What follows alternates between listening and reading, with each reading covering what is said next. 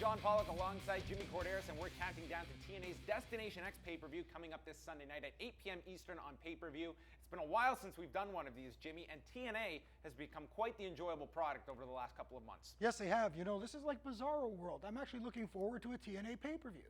It's going to be headlined by Bobby Roode defending the TNA gold against Austin Aries, who's forfeiting the X Division title to get this shot. And Aries has become someone the crowd has really gotten behind, and I think it's a very fresh matchup on pay-per-view. Absolutely. This match is going to be tremendous, and I'm looking forward to it. I just hope this isn't one of those situations where it's a one-off for Austin Aries, just a transitional opponent until he gets to James Storm. I hope this is drawn out a little longer. Do you see a title change in any situation at this, or do they just keep with their kind of pat hand here with Bobby Roode on top? I think Bobby Roode the title stays with Bobby Roode. I don't see Austin Aries as a champion yet, but he will be there in the future.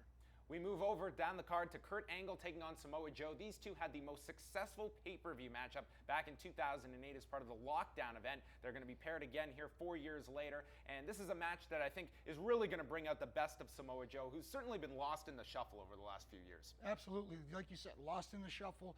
Samoa Joe needs to get that motivation back. Being in the ring with someone like Kurt Angle, the cyborg as they call him backstage, I think that's just enough motivation that he'll need. And that will be part of the Bound for Glory Series tournament, meaning a 15-minute time limit. Over to the last man standing match, AJ Styles taking on Christopher Daniels. And Jimmy, why don't you bring our viewers up to speed on who Claire Lynch is and how she'll figure into this one?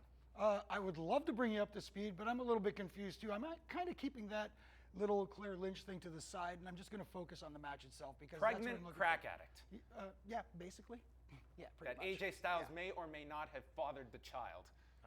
All the elements that I love in professional wrestling. Do we see a Maury Povich run in here somewhere to find out who the father really is? Oh, that's a future pay-per-view down the road, Jimmy.